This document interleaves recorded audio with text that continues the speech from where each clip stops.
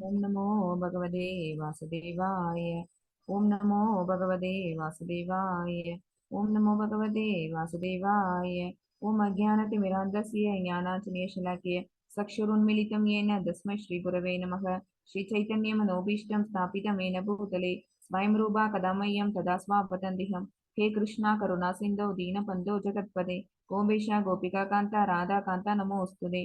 तप्त काञ्चन गौराङ्गी राधे वृन्दावनेश्वरी वृषभानुसुते देवी प्रणमामि हरिप्रिये। वाञ्छाकल्पतरुभ्यश्च कृपसिन्धुभ्येव च पतितानां पावनेभ्यो वैष्णवेभ्यो नमो नमः। नमो ओं विष्णुपादाय कृष्णप्रेष्ठाय भूतले श्रीमते भक्तिवेदान्तस्वामिनिति नामिने।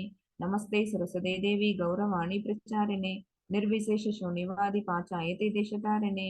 जय श्री कृष्ण चैतन्य प्रभु नित्यानंद श्री अद्वैत गदाधर श्रीवासादि गौरभक्तवृंद।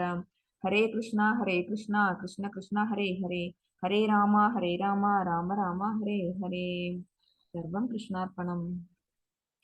हरे Krishna devotees, welcome you all to day 5. இன்னைக்கு பகவத்கீதையோட 5வது சாப்டர் நம்ம பார்க்க போறோம். நம்ம 5th சாப்டர் போறதுக்கு முன்னாடி இப்ப மாதாஜி நம்மளோட துர்கா மாதாஜி தாமோதர அஷ்டகம் ப்ளே பண்ணாங்கல்ல, அதை பத்தி ஒரு ரெண்டு ரெண்டு நிமிஷம் சொல்லிடலாம். தாமோதர அஷ்டகம் அப்படிங்கிறது இஸ்கான்ல ஆக்சுவலா இது எதுல வந்தது அப்படின்னு பாத்தீங்கன்னா பத்ம புராணத்துல இருந்து எடுத்தது. பத்ம புராணத்துல நம்ம வியாசர் அவர்களால கண்டுபிடிக்கப்பட்டது அது. அவங்க தான் அந்த தொகுத்து எழுதியிருந்தாங்க. அது யார் யாருக்கிட்ட சொன்னாங்க அப்படின்னு பாத்தீங்கன்னா நாரத முனி, சௌனக முனிகள் அவங்கள்ட்ட எல்லாம் சத்தியவிரத முனி அவர்களால சொல்லப்பட்டது. சரியா? அது ஒரு சின்ன ஒரு விஷயம், அது பகவானோட ஒரு லீலை பத்தின விஷயம் தான் தாமோதர அஷ்டகம்ங்கிறதே. தாமோதரன் அப்படின்னு ஒரு பேர் பகவானுக்கு உண்டு. சரியா? தாமோதரன் அப்படின்னா என்ன அர்த்தம் அப்படின்னு பாத்தீங்கன்னா, தாமம்னா கயிறுன்னு அர்த்தம், உதரம் அப்படின்னா வயிறுன்னு அர்த்தம். சரியா? கயிறை அவங்களோட வயிற்றோட சேர்த்து ஒரு ஒரு இதுல உரல்ல கட்டி போட்டாங்கல்ல யசோதாம்மா, அந்த அந்த லீலையை பத்தின அந்த அந்த அந்த லீலை தான் அதுல வந்திருக்கும். அவங்க கிருஷ்ண பகவான் இந்த கதை உங்களுக்கு நிறைய பேருக்கு தெரிஞ்சிருக்கும். கிருஷ்ண பகவான் குட்டி குழந்தையா இருக்கும்போது அவங்க அம்மாட்ட பால் கேட்ட போது அவங்க பால் கொடுத்துட்டு இருந்தாங்க. அப்ப அவங்க அடுப்புல, யசோதாம்மா அடுப்புல வச்சிருந்த பாலானது பொங்கி வர ஆரம்பிச்ச உடனே மடியில வச்சுட்டு இருந்த குழந்தைய எடுத்து கீழே வச்சுட்டு போய் பாலை பாக்குறதுக்காக அவங்க அடுப்பு கிட்ட போயிட்டாங்க. அது நம்மள கவனிக்காம அம்மா அடுப்பு வேலை பண்ண போயிட்டாங்களே அப்படிங்கிற கோவத்துல இவர் என்ன பண்றாரு, கிருஷ்ண பரமாத்மா ரொம்ப குழந்தை என்ன பண்றது, அங்க போயிட்டு அங்க இருக்கிற வெண்ணெய் பானை தயிர் பானை எல்லாத்தையும் போட்டு உடைச்சு எல்லாம் அந்த புறா கலேபரம் ஃபுல்ல எல்லாம் கலேபரம் எல்லாம் பண்ணிட்டு அங்க மேல உரியில கட்டி தொங்குற வெண்ணெய் பானையை எடுத்து அதுக்குள்ளேருந்து வெண்ணெய் எல்லாம் எடுத்து அங்க இருக்கிற குரங்குங்களுக்கு எல்லாம் கொடுத்துட்டு இருக்கிறாரு. பால் பாத்திரத்தை அடுப்புல காய்ச்சினதை எடுத்து வச்சுட்டு யசோதம்மா பாக்குறாங்க. பார்த்தா இங்க ஃபுல்லா எல்லாம் அவங்க கம்ப்ளீட் மெஸ், அந்த இடமே அப்படி இருக்குது. அவங்களுக்கு உடனே என்ன ஆயிடுச்சு, குழந்தை கிருஷ்ணர் தான் அந்த மாதிரி கோச்சிங் இந்த மாதிரி எல்லாம் பண்றாரு அப்படின்னு சொல்லிட்டு, ஏன் இந்த மாதிரி சேட்டை பண்ற, எப்போதும் வீட்லயும் இந்த மாதிரி தான் சேட்டை பண்ணிட்டு இருக்கிற, வெளியில எல்லாம் ஒண்ணு அனுப்பினாலும் கோபியர் வீட்டுல எல்லாம் போய் நீ வெண்ணெயெல்லாம் திருப்பி சாப்பிட்டுற அப்படின்லாம் சொல்லி எல்லாரும் சொல்றாங்க. சோ உன்னை நான் இன்னைக்கு என்ன பண்றேன், ஒரு உரலோட சேர்த்து ஒன்ன கட்டி போட்டுறேன் அப்படின்னு சொல்லிட்டு அவங்க என்ன செய்யறாங்க, கிருஷ்ணரை முதல்ல கட்டி போடணும்னா முதல்ல குழந்தைய பிடிச்சாகணுமே. அதனால பின்னாடியே போறாங்க. குழந்தை கையில அம்பிட மாட்டேங்கிறது, அது அங்க போகுது இங்க போகுது இங்க போகுது. அவங்க அம்மாவுக்கு போக்கு காட்டுது, யசோதாமாவால பிடிக்கவே முடியல. காலையில இருந்து சாயங்காலம் வரைக்கும் என்ன பண்றாங்க, அந்த குழந்தைய பிடிக்கிறதுக்கு அவங்க அவ்வளோ ட்ரை பண்றாங்க. கடைசியா ஒரு வழியா பிடிச்சிடுறாங்க. பிடிக்கிறதுக்கும் காரணம் என்ன அப்படின்னா கிருஷ்ண பகவான் செஞ்சு கொடுத்ததுனாலதான் யசோதாமாவால பிடிக்க முடிஞ்சது. அம்மா இவ்வளவு வேர்த்து வேர்த்து தலையில இருக்கிற பூவெல்லாம் கொட்டி போடுதான், உடம்புல இருக்க ட்ரெஸ் எல்லாம் கலைஞ்சு போகுது. அந்த அளவுக்கு அம்மா இவ்வளவு எஃபோர்ட் போட்டு நம்மளை பிடிக்க ட்ரை பண்றாங்களேன்னு குழந்தை என்ன பண்ணிடுது, கட்டுப்படுது. கட்டுப்பட்டவன சரி கயிறு போட்டு கட்டணமே எடுத்தது. அதனால கயிறு எடுத்துட்டு அந்த உரலோட சேர்த்து கட்டுறாங்க. கட்டுறாங்க கட்ட முடியல. 2 இன்ச் அந்த கயிறுல கேப் விழுந்துகிட்டே இருக்குது, முடிச்சு போட முடியல. என்னடா இது, வயிறும் அதே சைஸ் தான் இருக்குது, அந்த உரலும் அந்த சைஸ்ல தான் இருக்குது, ஆனா எத்தனை சுத்தினாலும் கயிறு பத்த மாட்டேங்குதுன்னு திருப்பி வேற கயிறு கொண்டு போட்டு கட்டுறாங்க. வீட்டுல இருக்கிற இந்த மாதிரி இருக்கிற கிட்டத்தட்ட 150 மீட்டர் கயிறுக்கு மேல அவங்க செலவு பண்ணிடுறாங்க. அவ்வளவு கயிறை முடிச்சா போட்டு நல்ல லெங்தான கயிறை போட்டு அவங்கள கட்டினாலும் அது கட்டுற அந்த முடிச்சு போடுற இடத்து போது 2 இன்ச் கயிறு பத்தாமே போகுது, முடிச்சு போட முடியல. ரொம்ப சளைச்சு போயிடுறாங்க. ஈவினிங்கும் வந்துருது. காலையில இருந்து என்ன போட்டு இந்த மாதிரி பண்றியே, எனக்கு கட்டுப்படுறியா நீ அப்படின்னு சொல்லிட்டு எல்லா வேலையும் அப்படியே கிடக்குதுன்னு யசோதம்மா கோச்சுக்கிட்டோன்னு பகவானுக்கு என்ன ஆகுது, அம்மா மேல ஒரு பாசத்தினால என்ன செய்யறாங்க, கட்டுப்பட்டுறாங்க. யசோதாமாவால கட்டிட முடியுது, கட்டிடுறாங்க. ஓகேவா? அந்த 2 இன்ச் அந்த இது வந்து அந்த நேரம் எதனால முடிஞ்சது அப்படின்னு பாத்தீங்கன்னா, அவ்வளோ நேரம் முடியாதது அப்ப எதனால முடிஞ்சது அப்படின்னா, நம்ம எல்லாருமே நினைச்சோம்னாலும் நம்மளால என்ன செய்ய முடியும்? பகவான கட்டுக்குள்ள கொண்டு வர முடியும். அதுக்கு என்ன தேவை அப்படின்னா, அந்த 2 இன்ச் கேப் தான் இருக்குது. ஒண்ணு வந்து நம்ம போடுற எஃபர்ட், இன்னொன்னு நம்ம போடுற எஃபர்ட்டுக்காக பகவான் நம்மகிட்ட நெருங்கி வர்றது. ஓகேவா? அவங்க செஞ்சு குடுத்தா மட்டும் தான், அவங்க நம்மள நோக்கி வந்தா மட்டும் தான் நம்மளால என்ன செய்ய முடியும்? அவங்கள கட்டுக்குள்ள வச்சுக்க முடியும். அந்த மாரி அவங்க என்ன செஞ்சுறாங்க? லிட்டரலா கட்டிர்றாங்க. அவங்களோட எஃபர்ட் ஃபுல் டே அவங்க போடுறாங்க. அந்த அன்பு, அந்த பாசத்துக்கு கட்டுப்பட்டு குழந்தை என்ன ஆயிடுறாங்க அப்படின்னா, அதோட டை அப் பண்ணிக்கிறாங்க தன்ன. இவங்க தன்னோட வேலைய பார்க்க போயிடுறாங்க. இவரு என்ன பண்றாரு, கொஞ்சம் கொஞ்சமா அந்த உரல நகர்த்தின்ட்டே போயி, அவங்க வீட்டு வாசல்ல இருந்து 2 மரங்கள். ஓகேவா? அந்த 2 மரமும் ரொம்ப நாளா அந்த வீட்டு வாசல்ல இருக்குது. அந்த 2த்துக்கு நடுவுல விளையாட்டா கொண்டு போய் அந்த உரல விட்டு என்ன பண்ணிடுறாரு, அந்த மரம் 2த்தையும் சாய்ச்சுட்டு வந்துடுறாரு. மரம் டமால்னு விழுந்த சத்தம் கேட்டு எல்லாரும் ஓடி வந்து பார்க்குறாங்க. 2 மரத்துக்கு நடுவுல உரல் போயி எப்படி இந்த மாதிரி மரம் சாஞ்சுது? அப்படின்னு சொல்லிட்டு எல்லாருக்கும் ஆச்சரியம் தாங்கல. அங்க இருக்கிற மத்த கோப சிறுவர்கள்லாம் சொல்றாங்க. இல்ல கிருஷ்ணன் தான் அந்த மாதிரி வந்தான். அவன் தான் வந்து உரலுக்கு எடுக்கல. அவன் வந்து அந்த மரத்துக்கு இடுக்குல வந்து நடுவுல பூந்தான். அதனாலதான் மரம் விழுந்தது அப்படின்னு சொல்லி அங்க இருக்கிறவங்க எல்லாம் சொல்றாங்க. உடனே சரி ஓகே குழந்தைக்கு எதுவும் ஆகல அப்படின்னு சொல்லிட்டு குழந்தைய உள்ளார எடுத்துட்டு போய் அதுக்கு திருஷ்டி எல்லாம் பண்ணிட்டு உள்ளார வச்சுக்கிறாங்க வசுதேவரும் தேவகியும். இதுதான் வந்து இவங்களுக்கு தெரிஞ்ச கதை. ஆக்சுவலா அங்க என்ன நடந்தது அப்படின்னு பாத்தீங்கன்னா, அந்த மரம் 2 விழுந்துதான். அந்த மரத்துல இருந்து வந்து 2 யக்ஷர்கள் அவங்க இவங்கள பகவானை பார்த்து பிரார்த்தனைகள் செலுத்திட்டு அவங்க 2 பேரும் எங்கன்னா சொர்க்கலோகத்துக்கு அவங்க போயிடுறாங்க. மேலுலகத்துல இருந்து வந்த யக்ஷர்கள் அவங்களோட சாபம் காரணமா அவங்க என்ன ஆயிடுறாங்க அப்படின்னா இங்க மரமா வந்து இருக்கிறாங்க. என்ன சாபம்? யார் கொடுத்தது அந்த சாபம் அப்படின்னா, நாரத முனிவர் கொடுத்திருப்பாரு. யார் அந்த 2 பேரு அப்படின்னா, குபேரன் இருக்காங்கல்ல, செல்வத்தின் அதிபதி குபேரன் இருக்காங்கல்ல, குபேரனோட பையன்கள் 2 பேரும் என்ன பண்ணாங்க ஒரு தடவை சொர்க்கத்துல வந்து அவங்க ஃபுல்லா தன்னை மறந்து ரொம்ப அவங்க அங்க சோமபானத்தை அதிகமா குடிச்சிட்டு அதனால தன்னிலை இழந்து அவங்க என்ன செய்யறாங்க, அங்க இருக்க பெண்களோட வந்து அவங்க ஒரு ஜாலியா ஒரு உல்லாசமா இருக்கிற நேரமா நாரத முனிவர் அந்த வழியா போயிருக்கிறாங்க. அப்ப அந்த பெண்கள் எல்லாரும் என்ன செய்யறாங்க, அவசரமா போய் ஓரமா நின்னுக்கிறாங்க. நாரத முனிவர் போறாரே அப்படிங்கிறதுக்காக அவங்களுக்கு வந்து மரியாதை செலுத்தணும் அப்படிங்கிறதுக்காக அவங்க 2 பேரும் ஓரமா அவங்க எல்லாம் நின்னுக்கிறாங்க. ஆனா இந்த குபேரனோட பசங்க 2 பேரும் மணிக்ரீவன், நலக்கூவரன் அந்த 2 பேரும். அவங்க 2 பேரும் என்ன செய்யறாங்க அப்படின்னா, நாரத முனிவர் போறதையும் கவனிக்கல. அப்படி போனாலும் கூட அதனால இவங்க என்ன பண்ணிக்கல, தன்னை வந்து ஒரு ஆடை எடுத்து மறைச்சுக்கவோ, இல்லாட்டி தான் இந்த மாதிரி ஒரு ஒரு மாதிரி இல்ல இருக்கமே, மத்தவங்களை எம்பராஸ் பண்ற மாதிரி ஒரு ட்ரெஸ் இல்லாம இருக்கமே அப்படின்னு ஒரு கூச்சமே இல்லாம அவங்க இருக்கிறத பார்த்துட்டு நாரதமுனி என்ன செய்றாரு, மரங்கள் மாதிரி 2 பேரும் இருக்கிறீங்க. கொஞ்சம் கூட வந்து புலன்களை கண்ட்ரோல் பண்ணாம இப்படி நீங்க தப்பா நடந்துகிட்டு இருக்கிறீங்க. உங்க 2 பேருக்குமான ஒரு சாபம் அப்படின்னு சொல்லிட்டேன்னா, நீ மரமா கடவாய் அப்படின்னு.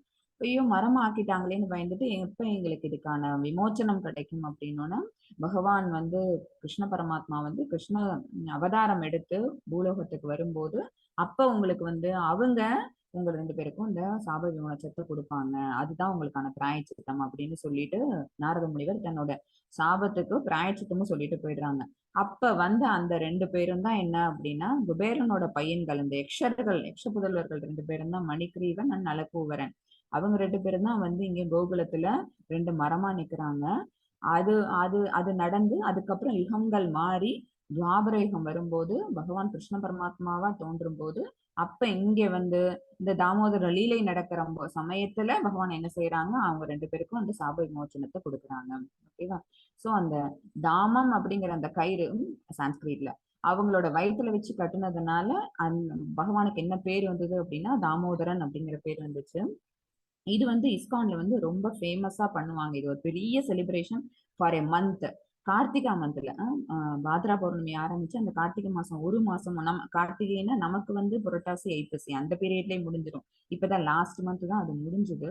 அந்த 30 டேஸும் என்ன செய்வாங்க அப்படின்னா கார்த்திக் மந்த்ன்னு சொல்லிட்டு டெய்லியும் காலையிலயும் ஈவினிங்கும் வந்து பகவானுக்கு கிருஷ்ண ரூபர் அதுவும் இந்த மாதிரி அந்த உரலால கட்டப்பட்ட கிருஷ்ணர் அந்த போட்டோவுக்கு என்ன செய்வாங்க அப்படின்னு பாத்தீங்கன்னா நெய் தீபத்தால ஹாரத்தி காட்டுவாங்க. ஓகேவா? அவங்களோட பாதத்துக்கு 4 வாட்டி, அவங்களோட வயிற்று பகுதிக்கு 2 முறை, அப்புறம் வந்து அவங்களுடைய தலை பகுதிக்கு சிரசுக்கு வந்து 3 முறை, அப்புறம் ஃபுல் உடம்புக்கு 7 முறை, அப்புறம் யசோதமாவோட சேர்த்து 7 முறைன்னு அதை காட்டுவாங்க. அப்ப பாடக்கூடிய பாடல் தான் இந்த தாமோதர அஷ்டகம். ரொம்ப சிறப்பான அந்த ஒரு விஷயம்.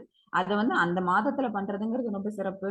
நம்ம எல்லாருமே வந்து இப்ப அத எடுத்துக்கிட்டோம் அப்படிங்கன்னா நீங்க நெக்ஸ்ட் வரக்கூடிய அந்த கார்த்திக் மாசத்துல நீங்களும் அது எல்லாத்தையும் இப்ப தெரிஞ்சுக்கிட்டு இருக்கிறீங்க அப்படிங்கிறதுனால அந்த பாடலை வந்து நீங்க கத்துக்கிட்டோ அல்லது நம்ம ரெக்கார்டர்ல பிளே பண்ணிட்டோ நீங்க அதே மாதிரி வந்து நெய் தீபம் நெய் ஹாரத்தி காட்டணும் அப்படிங்கிறது தான் எங்களோட ஒரு சின்ன ஒரு விருப்பம். அதை எல்லாரும் நிறைவேற்றுங்கன்னு நினைக்கிறேன். ஹரே கிருஷ்ணா.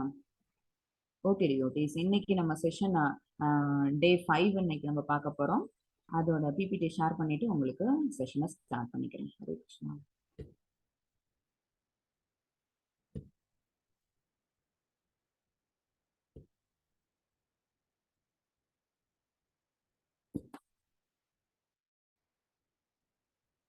துர்கா மாதாஜி, ஹரே கிருஷ்ணா. ஸ்கிரீன் தெரியுதா? Yes Mataji. Hare Krishna. Okay, volume கரெக்டா இருக்கா? எஸ் மாதாஜி. ஓகே, ஹரே கிருஷ்ணா. இன்னைக்கு நம்ம பார்க்க போறது அத்தியாயம் 5, கர்ம யோகம், அது கிருஷ்ண உணர்வில் செயல்படுதல். ஓகேவா?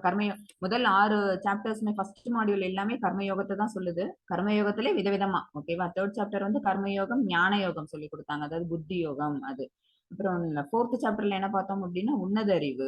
சரியா? அதுவும் கர்மயோகத்துல செயல்படும் தான் சொல்லியிருக்கிறாங்க. பட் அதோடய சேர்த்து என்ன செஞ்சாங்க, பகவானுக்காக செயல்படுதல் அப்படிங்கிற அந்த உன்னத அறிவை கொடுத்தாங்க.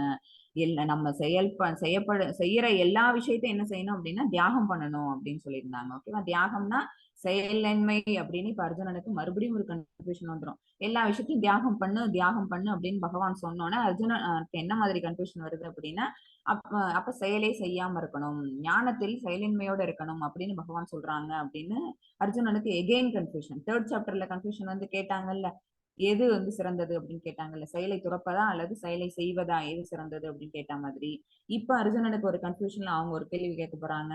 பக்தியுடன் செயலாற்றணுமா அல்லது ஞானத்தில் நிலை பெற்று செயலின்மையோட இருக்கணுமா அப்படின்னு ஒரு கொஸ்டின் இதுல அர்ஜுனன் வைப்பாங்க.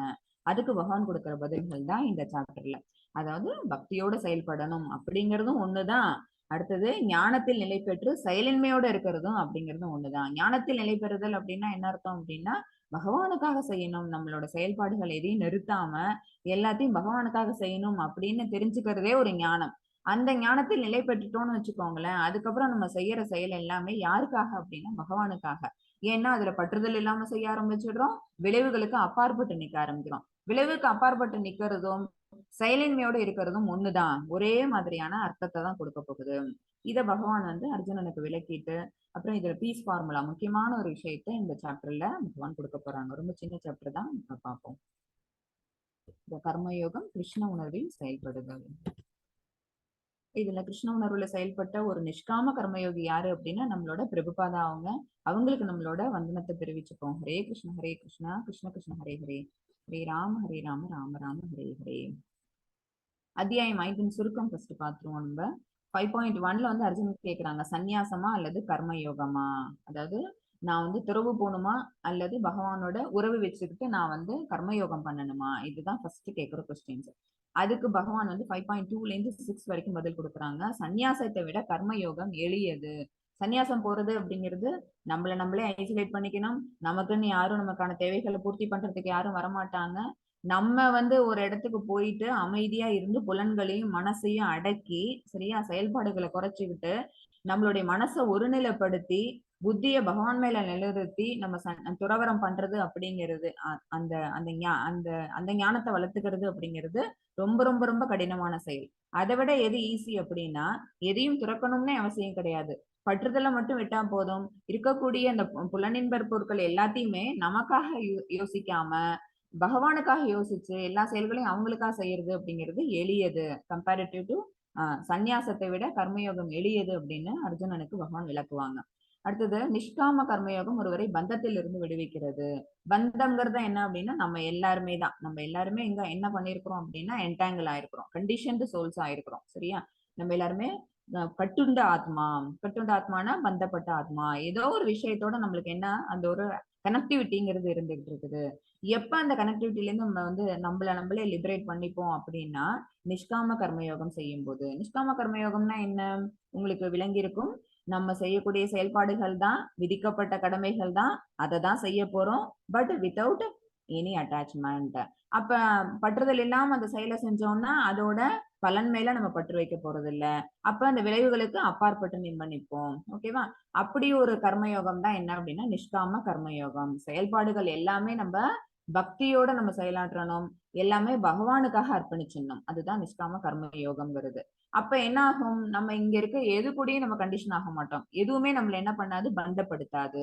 அது 5.7ல இருந்து 16 வரைக்கும் சொல்லப்பட்டிருக்குது. 5.17ல இருந்து 26 வரைக்கும் பகவானை இடையராது நினைப்பதால் முக்தி கிடைக்கிறது. எப்ப முக்தி கிடைக்கும் அப்படின்னா, நம்ம இங்க இந்த உடலை விட்டுட்டு இந்த ஆத்மாவானது மேலுலகங்களுக்கு சென்றால் மட்டும்தான் முக்தின்னு கிடையாது. இங்க பௌதீக உலகத்துல நம்ம பௌதீக செயல்பாடுகளுக்குள்ள இருக்கும் போதே கூட நம்மளால என்ன செய்ய முடியும் அப்படின்னா, முக்தி பெற்ற ஆத்மாவா இருக்க முடியும். ஜீவன் முக்த. சரியா? அப்படி ஒரு பர்சனாலிட்டிஸ். ஓகேவா? அவங்களும் இருக்கிறாங்க இங்க. அவங்கள பத்தி சொல்றது வந்து 5.17ல இருந்து 26 வரைக்கும். சாப்டருக்குள்ள போலாம். மாதாஜி 5.1 வாசிச்சு கொடுங்களேன். ओके। ओम श्री परमात्मने नमः। श्रीमद्भगवद्गीता अथ पंचमोऽध्यायः। अर्जुन उवाच संन्यासं कर्मणां कृष्ण पुनर्योहं च शंससि यच्छ्रेययेतयोरेग्न तन्मे ब्रूहि सुनिश्चितम्। ஹரே கிருஷ்ணா.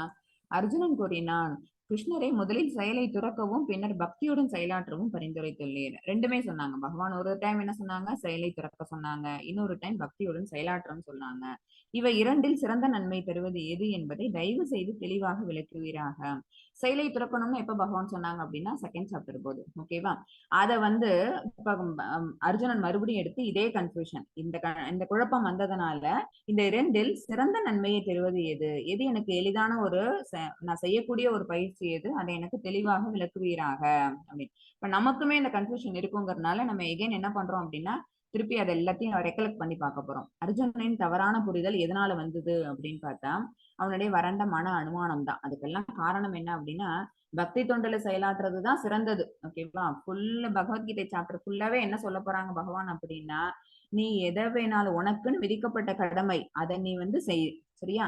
அதை நீ வந்து எந்த அளவுக்கு செய்யறியோ அதனால கூட செய்யறியோ குறைச்சு செய்யறியோ அதனால உனக்கு லாபமோ நஷ்டமோ எதுவும் கிடையாது. எப்ப தெரியுமா? நம்ம பிரின்சிபிள்ஸோட செய்யும் போது, அந்த ரெகுலேட்டிவ் பிரின்சிபிள்ஸ் நம்ம ஃபாலோ பண்ணிட்டு நம்ம செய்யும் போது, எல்லாமே பகவானுக்காக அப்படின்னு செய்யும் போது என்ன பண்ண மாட்டோம், அதுக்கு நம்ம பந்தப்பட மாட்டோம். அப்ப பாவ விளைவுகளுக்கு நம்ம அப்பாற்பட்டு நிற்போம். ஓகேவா? இதுதான் வந்து பகவான் ஆரம்பத்துல இருந்து கடைசி வரைக்கும் சொல்லக்கூடிய ஞானம்ங்கிறது இதுதான். 2.11 to 30ல என்ன சொல்லியிருந்தாங்கன்னா, கிருஷ்ணரால் விவரிக்கப்பட்ட ஆன்மா பற்றிய அறிவு. ஆன்மா பற்றிய அறிவுங்கிறது வந்து சாக்கியா பிலாசபி. ஓகேவா? ஆத்மாவை பற்றிய அறிவுங்கிறது உடல் வேறு, ஆத்மா வேறு. அப்ப அந்த ஜட உடல்ல அந்த ஆத்மாவோட பிணைப்பு என்ன, இதெல்லாம் பத்தி பகவான் வந்து செகண்ட் சாப்டர்ல சொன்னாங்க. அதுலயே 2.31ல இருந்து 37 வரைக்கும் நிர்ணயிக்கப்பட்ட கடமை விளக்கப்பட்டது. இவங்களுக்குன்னு இது விதிக்கப்பட்டது. சரியா? வர்ணாசிரம தர்மம் அதுபடி வந்து அவங்களுக்குன்னு அவங்களுடைய கல்வி சார்ந்த விஷயத்தை வச்சு, அவங்களோட குணம் சார்ந்ததை வச்சு அவங்கள வந்து இந்தந்த தொழில் அப்படின்னு அவங்களுக்கு என்ன கடமை விளக்கப்பட்டது. 42ல இருந்து 45 வரைக்கும் பலனளிக்கும் செயல்களால் ஆன்மாவின் சிக்கல். கர்மகாண்டா மூட்ல இருக்கும்போது என்ன ஆகுது அப்படின்னு பாத்தீங்கன்னா, நம்ம எல்லாருமே பலனை எதிர்பார்த்து ஃப்ரூட்டிவ் ரிசல்ட்டுக்காக நம்ம ஒரு கடமையை செய்வோம். அப்ப என்ன ஆகும், ஏற்கனவே கட்டுண்ட ஆத்மாவா இருக்கிற நம்ம இன்னும் சிவியரா கட்டுண்ட ஆத்மாவா ஆயிடுவோம். ஓகேவா? இதுதான் பலனளிக்கும் செயல்களால் ஆன்மாவின் சிக்கல்ங்கிறது. ஆன்மா என்ன அப்படின்னா, அது வந்து ஒரு பகவான்கிட்ட இருந்து பிரிஞ்சு வந்த ஒரு சக்தி. ஓகேவா? அது என்ன பண்ணணும் அப்படின்னா, எப்பவுமே கிருஷ்ண உணர்வோட பகவானுக்கான சேவைகள் செய்யறதுலதான் அது ஈடுபடணும். அப்படி அது ஈடுபடாததுனால ஜட உலக சம்பந்தப்பட்ட பொருட்கள் மேல அதோட ஆசையை வளர்த்துக்கிட்டதுனால அது என்ன ஆகுது, மாயைக்கு கட்டுப்பட்டு போய் இந்த பௌதீக விஷயங்கள்ல மாட்டிக்குது. ஓகேவா? சோ பௌதீக விஷயங்கள் எல்லாமே என்ன மாதிரியான ரிசல்ட்டை கொடுக்கும் அப்படின்னு பாத்தீங்கன்னா, நன்மை தீமை, அதாவது இருமை ரெண்டுமே கொடுத்துட்டு இருக்கோம். ஓகேவா? இருமை அப்படிங்கிறது டுயாலிட்டி, நன்மையும் கொடுக்கும் தீமையும் கொடுக்கும் நமக்கு. அது அந்த பலனை நோக்கி நம்ம செய்யறதுனால, ஃப்ரூட்டிவ் ஆக்டிவிட்டிஸ் எல்லாத்தையும் நம்ம பண்றதுனால அந்த ஆத்மாவுக்கு வந்து மேலும் மேலும் சிக்கலை தான் தானே அது உண்டு பண்ணிக்குது. 46ல இருந்து 53 வரைக்கும் பக்தி தொண்டு மூலம் விலகும் செயல்முறையை விளக்குகிறது. அதுல என்ன சொன்னாங்க அப்படின்னா, சகாம கர்மயோகம், நிஷ்காம கர்மயோகம் அதிரடுத்தி சொல்லி கொடுத்தாங்க. கர்ம காண்டா மோடுல இருந்து அடுத்த மோடுக்கு நீ சேஞ்ச் ஆயிக்கோ. சரியா? பலனை எதிர்பார்த்து நீ ஒரு காரியத்தை செய்யாத. பலனை எதிர்பார்த்து காரியத்தை செய்யும் போது அந்த பலன்களுக்கு நீ கட்டுண்டனா ஆயிடுற. அப்ப என்ன ஆகும், கட்டுப்பட்டதுனால மறுபடியும் இறப்பு பிறப்பு அப்படிங்கிற இந்த சைக்கிள்குள்ளேயே இந்த ஆத்மாங்கிறது சிக்கிக்குது. சோ பக்தி தொண்டு மூலம் விலகும் செயல்முறைன்னா என்ன அர்த்தம் அப்படின்னா, எல்லாத்தையும் டிவோஷனல் சர்வீஸா நீ கன்வெர்ட் பண்ணிக்கிட்ட, எல்லாம் பகவானுக்காக அப்படின்னு வச்சுட்ட அப்படின்னா பலனை நீ எதிர்பார்க்க மாட்ட. அப்ப விளைவுகளுக்கு அப்பாற்பட்டு நிப்ப அப்படிங்கிற விஷயத்த பகவான் வந்து 46ல இருந்து 53 வரைக்கும் சொல்லியிருந்தாங்க. தேர்ட் சாப்டர்ல அறிவுள்ள ஒருவருக்கு எந்த கடமையும் இல்லை என்பதை விளக்கினார். அறிவுள்ள அப்படின்னா என்ன அர்த்தம்னா ஞான யோகம், புத்தி செயல்பாடு பண்றவங்க இருக்காங்கல்ல, அதாவது புத்தி செயல்பாடு புத்தி யோகம்ங்கிறதும் பக்தி செயல்பாடுங்கிறதும் ஒண்ணுதான். சரியா? சோ நம்மளுக்கு வந்து பக்தி வந்துருச்சுன்னு வச்சுக்கோங்களேன், அதுக்கு மேல நம்ம செய்யறது எல்லாமே என்னன்னா நமக்கா செய்ய மாட்டோம், நம்மள சாட்டிஸ்ஃபை பண்றதுக்கா செய்ய மாட்டோம், எல்லாமே பகவானை திருப்திப்படுத்துறதுக்கான செயல்முறைகள் ஆயிடும். அப்போ அவங்களுக்கு வந்து நிறைவேற்ற வேண்டிய கடமைன்னு ஏதாவது இருக்குதா? ஆஹா இதை நம்ம பார்க்கணும், இதை நமக்குன்னு விதிக்கிறாங்க, அதை வந்து நம்ம செஞ்சு இதோட ரிசல்ட் என்னங்கிறத நம்ம பார்க்கணும் அப்படிங்கிற அந்த ஆசை உங்களுக்கு சுத்தமா இல்லாம போயிடும். என்ன, அந்த கடமை இருக்கு, அதை நம்ம செய்யறோம், பலனை பகவான் பார்த்துப்பாங்க, அதுக்கான விளைவு என்னவோ அது பகவான் கொடுப்பாங்க அப்படின்னு இருக்கிறாங்கல்ல, அவங்கதான் அந்த அறிவுள்ள ஒருவருங்கிறது யாரு அப்படின்னா அந்த ஞானம் உள்ளவங்க அர்த்தம். அந்த ஞானம் உள்ளவர்களுக்கு செய்ய வேண்டிய கடமை அப்படிங்கிறது எதுவும் இல்லை. 4.33ல அனைத்து வகையான தியாக வேலைகளும் அறிவில் உச்சம் பெறுகின்றன என்பதை விளக்கினார். தியாக வேலைகள்னா எல்லாத்தையும் தியாகம் பண்றது, நமக்கு செய்யக்கூடிய செயல்கள் எல்லாத்தையும் தியாகம் பண்றதுன்னு பகவான் சொன்னாங்க. தியாகம்னா என்ன அர்த்தம் அப்படின்னு பாத்தீங்கன்னா, எல்லாத்தையும் நம்ம வந்து கம்ப்ளீட்டா விட்டுறணும் அப்படின்னு அர்ஜுனன் நினைச்சுக்கிறாங்க. ஓகேவா? தியாகம் பண்றதுன்னா செயல்பாடுகள் எல்லாத்தையும் கம்ப்ளீட்டா நிறுத்திடுறது, செயலின்மையில இருக்கிறது, அகர்மாவாதின்னு ஒண்ணு பார்த்தோம்ல, அதுன்னு நினைச்சுக்கிறாங்க. அதனாலதான் அர்ஜுனனுக்கு என்ன ஆயிடுச்சு அப்படின்னா இந்த ஒரு கன்ஃபியூஷன்ங்கிறது வந்துருச்சு. 4.42ல கிருஷ்ணர் மீண்டும் அர்ஜுனனிடம் எழுந்து சண்டையிடு என்று கூறியதும் அர்ஜுனன் மீண்டும் குழவினான். துறவு அல்லது வேலை செய், எதை செய்யணும்னு இப்ப பகவான் சொல்றாங்க அப்படின்னு அர்ஜுனனுக்கு ஒரு கன்ஃபியூஷன் வந்ததுனால அந்த கொஸ்டினை வச்சாங்க. எது சிறந்தது, கர்ம சந்நியாசமா அல்லது கர்ம யோகமா? சந்நியாசம் போறது அப்படிங்கிறது என்ன, நம்மளே தனிமைப்படுத்திக்கிட்டு மனம் புலன்கள் புத்தி எல்லாத்தையும் அடக்கி நம்மளால தியான பயிற்சி மேற்கொள்ள முடிஞ்சது அப்படின்னா அதுதான் கர்ம சந்நியாசம். அதை விட எது பெஸ்ட் அப்படின்னு பாத்தீங்கன்னா, நம்ம இந்த பௌதிக வாழ்க்கையை இயல்பிலேயே இருந்துகிட்டு நம்மளால செய்ய முடிஞ்ச அளவுக்கு கர்ம யோக பயிற்சியை செஞ்சோம்னு வச்சுக்கோங்களேன். கர்ம யோக பயிற்சினா என்ன அர்த்தம் அப்படின்னா பலன்கள் மேலு பற்றற்ற வாழ்க்கை. ஓகேவா? அந்த ஃப்ரூட்டிவ் ரிசல்ட்ஸை பத்தி எதிர்பார்ப்பு இல்லாத வாழ்க்கை, அதை வாழறது வந்து எது சிறந்தது அப்படின்னா நிச்சயமா கர்ம யோகம் தான் சிறந்தது. அது ஈஸியும் கூட, சந்நியாசம் போறதை விட அது எளியது. ஸ்லோகம் 2 மாதாஜி. श्री भगवान् उवाच सन्न्यासः कर्मयोगश्च निःश्रेयसकरा उभौ तयोस्तु कर्म सन्न्यासात् कर्मयोगो विशिष्यते. ஹரே கிருஷ்ணா. हरे புருஷோத்தமராகிய முழுமுதற் கடவுள் பதில் உரைத்தார். அர்ஜுனனோட இந்த கொஸ்டினுக்கு இப்ப பகவான் பதில் சொல்றாங்க. செயலை துரத்தல் பக்தியுடன் செயல்படுதல் இரண்டுமே முக்திக்கு ஏற்றதாகும். ஓகேவா? செயலை துரத்தல் அப்படிங்கிறது என்ன அப்படின்னா முழு ஞானத்துடன் செயல்படுதல். ஓகேவா? இந்த முழு ஞானத்துடன் செயல்பட்டாங்கன்னா அவங்க எப்படி இருப்பாங்க, விளைவுகளுக்கு அப்பாற்பட்டு நிப்பாங்க. அதனால அவங்க செயலை செய்யறாங்க, ஆனா விளைவுகளுக்கு அப்பாற்பட்டு நிக்கிறதுனால அது பேர் துரத்தல்னு வந்துருது. ஓகேவா? இன்னொன்னு பக்தியுடன் செயல்படுதல், அது செய்யறாங்க. ஓகேவா? இரண்டுமே முக்திக்கு ஏற்றதாகும். ஆனால் இவை இரண்டில் செயலை துறப்பதை விட பக்தி தொண்டில் செயல்படுவது சிறந்ததாகும். ஏன்னா ஞான யோகம் பயிற்சி பண்ணி நம்ம அதை செய்யறதை விட அது கொஞ்சம் கஷ்டம். அதை விட எது ஈஸி அப்படின்னா எதையுமே டிவோஷன் சர்வீஸா கன்வெர்ட் பண்ணிட்டு செய்யறதுங்கிறது ஈஸி. அதாவது நம்ம எதை விடணும் அப்படின்னு பகவான் சொல்றாங்கன்னா சிம்பிளா நீங்க புரிஞ்சுக்கோங்க, பலநோக்கு செயல்களை துறக்க வேண்டும். சரியா? ஃப்ரூட்டிவ் ஆக்டிவிட்டிஸ் எல்லாத்தையும் நம்ம விட்டுறணும். அதுதான் நம்மள என்ன பண்ணுது அப்படின்னா இட் பாண்ட்ஸ். நம்ம ஏற்கனவே கட்டுண்ட ஆத்மாக்கள் நம்மள மறுபடியும் கட்டுண்ட ஆத்மாவை மாத்துறது எது அப்படின்னா இந்த ஃப்ரூட்டிவ் ஆக்டிவிட்டிஸ் எல்லாம் தான். நம்ம கடந்த காலத்துல நம்ம செஞ்ச இந்த மாதிரி பலநோக்கு செயல்களோட விளைவு தான் முழுக்க துன்பம் நிறைந்த இந்த உலகத்துல நம்ம இப்ப பிறப்படுத்திருக்கிறது. ஓகேவா?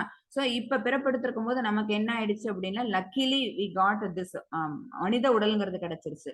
மனித உடல் தான் ஒரு ஆப்பர்ச்சுனிட்டி, கிரேட் ஆப்பர்ச்சுனிட்டி. நம்மளுக்கு பகவானை பத்தின தெரிஞ்சுக்கிற ஒரு அறிவு, அந்த பகுத்தறிவு ஞானம் எப்ப கிடைக்கும் அப்படின்னா இந்த மனித உடல் எடுத்து வரும்போதுதான். So we are lucky. சரியா? கிருஷ்ண உணர்வு நமக்கு கிடைக்கும் ஈஸியா மத்தவங்களோட விட அப்படின்னு பாத்தீங்கன்னா, ஏன்னா அந்த ஞானம் பெறக்கூடிய அளவுக்கு ஒரு பக்குவமான ஒரு உடல் அமைப்பு நம்ம கிட்ட இருக்குது. இது வந்து முழுக்க துன்பமுடைய இந்த தற்போதைய இந்த உலகம், இது வந்து சாஸ்வதம் அப்படிங்கிற புரிஞ்சுக்கக்கூடிய நேரமும் நமக்கு எது அப்படின்னு பாத்தீங்கன்னா மனித உடல் எடுத்து வந்திருக்கும் போதுதான். சோ நம்ம போன ஜென்மால செஞ்ச ஏதோ ஒரு கர்மாவின் விளைவுதான் நம்ம இப்ப மறுபிறவி எடுத்து வந்திருக்கிறோம். சோ இப்பயாவது நம்ம என்ன செய்யணும், இந்த கட்டுண்ட வாழ்க்கையை வாழாம இதுல இருந்து லிபரேட் ஆகி போகணும் அப்படிங்கிற எண்ணம் நமக்கு வந்ததுன்னு வச்சுக்கோங்களேன். அப்ப நம்ம என்ன செய்வோம், ஆட்டோமேட்டிக்கா பக்தி தொண்டில நம்மள ஈடுபடுத்திப்போம். ஓகேவா? ஹரே கிருஷ்ணா.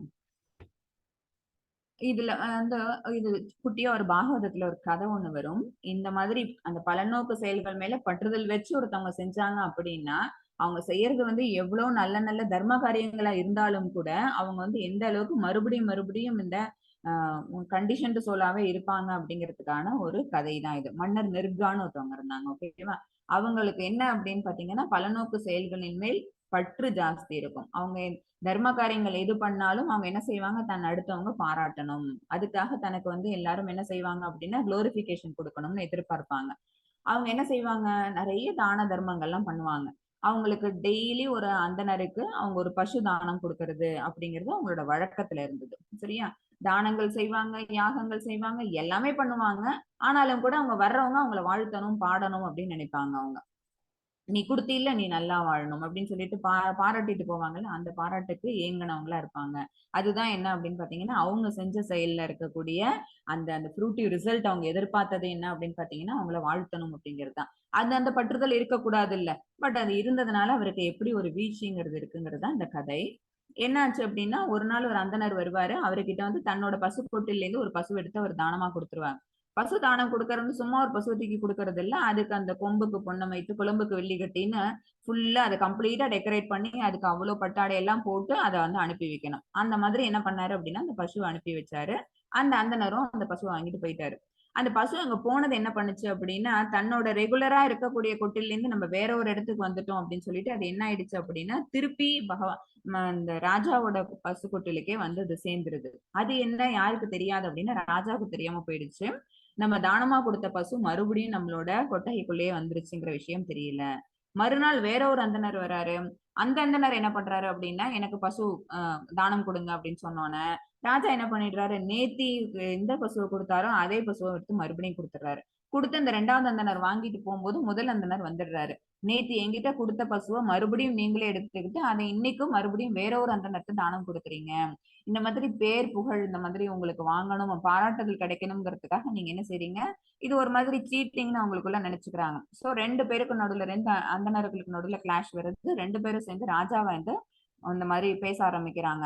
ஆக உங்களை பாராட்டணும் அப்படிங்கிறதுக்காக நீங்க என்ன ஏமாத்திட்டீங்க. ராஜா சொல்றாரு, உனக்கு வேற ஒரு பசு தரேன். இல்ல, எனக்கு ஏன் பசு தான் வேணும். சரி, 2வது அந்தணர்ட்ட அதை வாங்கி கொடுக்கலாம். 2வது சொன்னீங்க எனக்குன்னு கொடுத்துட்டீங்க, இதை நான் தான் எடுத்துப்பேன். சோ 2 பேருக்கு நடுவுல அந்த வந்த கிளாஷ்ல அவங்க 2 பேரும் கோவமாயி இந்த தவறு நடந்ததுக்கான காரணம் யாரு அப்படின்னா ராஜா தான் காரணம் அப்படின்னு சொல்லிட்டு ராஜாவை சபிச்சிடுறாங்க. என்னவா சபிக்கிறாங்க அப்படின்னா, நீ ஒரு பள்ளியா போய் ரொம்ப நாளைக்கு நீ ஒரு அனாதையான ஒரு காட்டுல அந்த ஒரு கிணறுக்குள்ள நீ வாழு அப்படின்னு சொல்லி அவங்கள வந்து என்ன செஞ்சுறாங்க அப்படின்னா சபிச்சிடுறாங்க. சபிச்சு அவங்களுக்கு வந்து எப்ப அவங்களுக்கு வந்து இது கிடைக்கும், அந்த விமோச்சனம் அப்படிங்கிறது கிடைக்கும் அப்படின்னா அவங்களே சொல்றாங்க, தியாபரகத்துல கிருஷ்ண பரமாத்மா வருவாங்க, அப்ப வந்து உனக்கு இந்த சாபத்துல இருந்து விமோச்சனம் கிடைக்கும் அப்படின்னு சொல்லிடுறாங்க.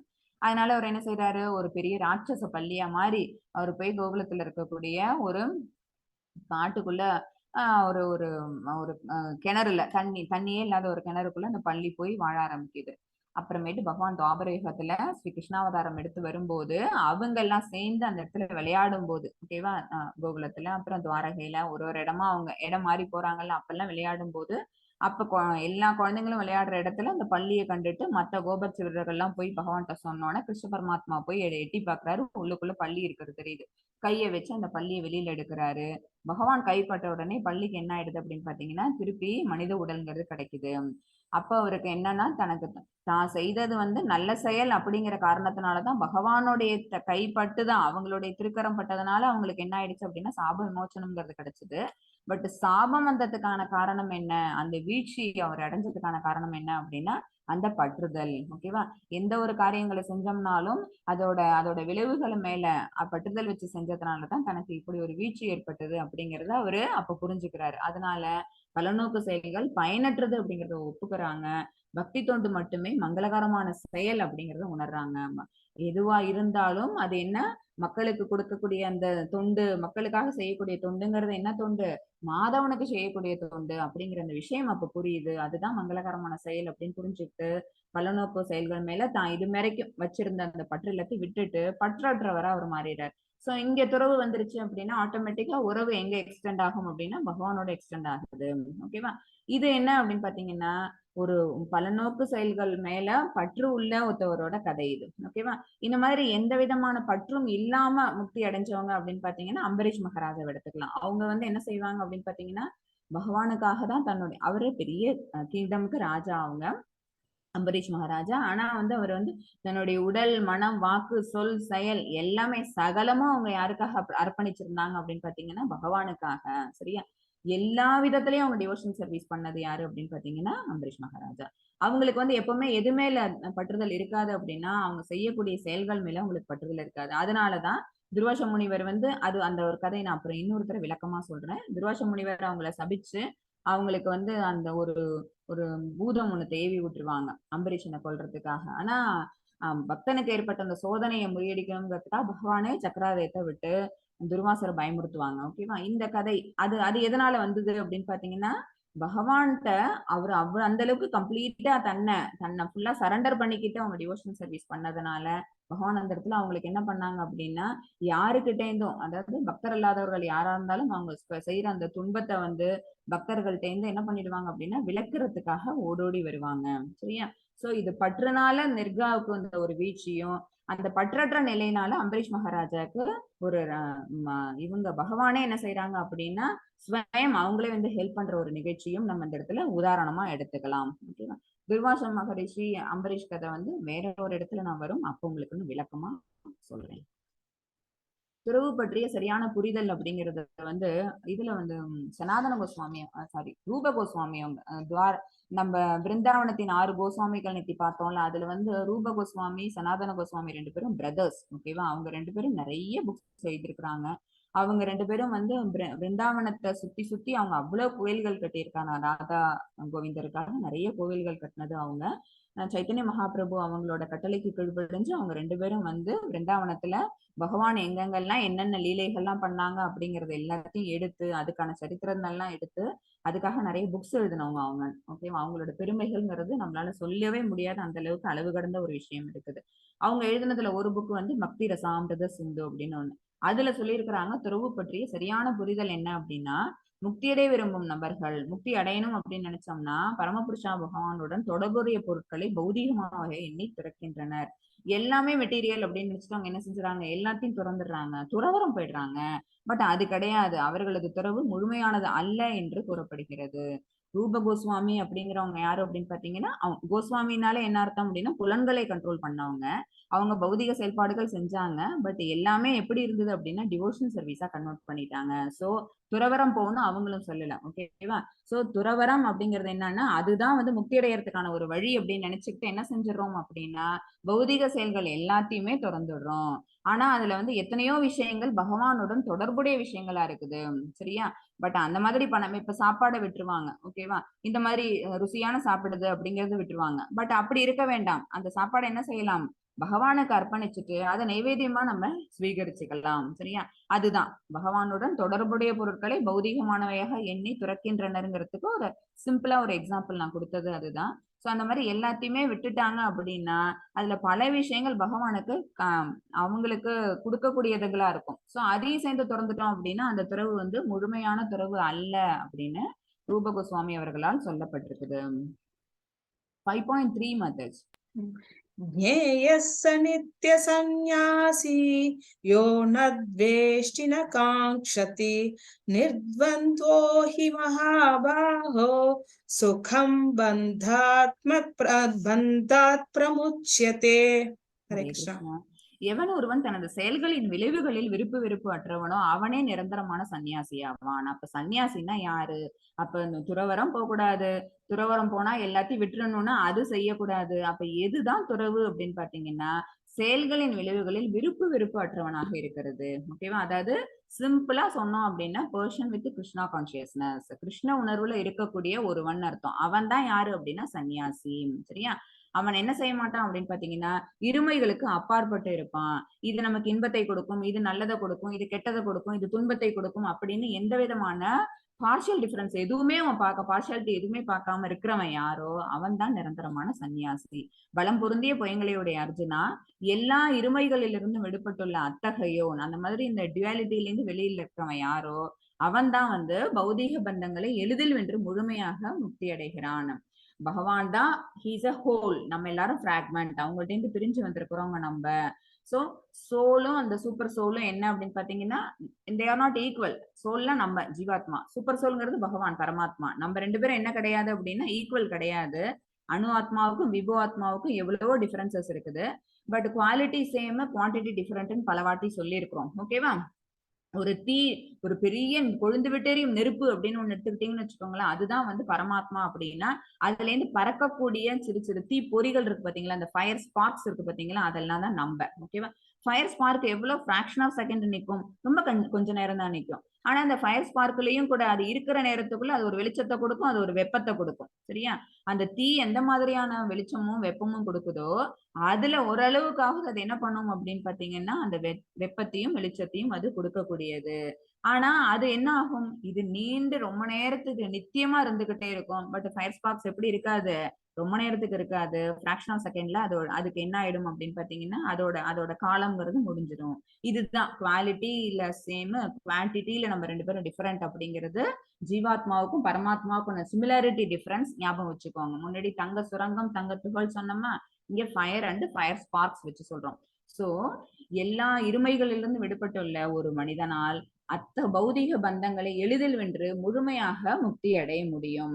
அவன் என்ன ஆவான், ஹிஸ் பியாண்ட் த டுயாலிட்டி. அந்த பாவ புண்ணிய கணக்கு இருக்கு பாத்தீங்களா, அதெல்லாம் அவன் கணக்கே பண்ண மாட்டான். அதனால அவன் என்ன ஆவான் அப்படின்னு பாத்தீங்கன்னா, இந்த பௌதிக உலகத்துல இருக்கும் போதே கூட அவன் முக்தி அடைந்த ஆத்மாவா இருப்பான். Still he is in material world.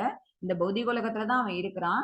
ஆனாலும் கூட அவன் எப்படி இருக்கிறான் அப்படின்னு பாத்தீங்கன்னா, முக்தி அடைந்த ஆத்மாவா இருக்கான். ஏன் முக்தி அடைந்த ஆத்மான்னு சொல்றோம்னா, முக்தி அடைந்த ஆத்மாதான் என்ன பண்ண மாட்டாங்க, பாவ புண்ணிய கணக்க பார்க்க மாட்டாங்க.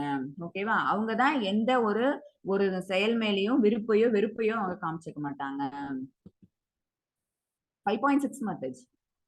சந்நியாசஸ்து மகாபாஹோ துக்கமாப்துமயோ கதஹ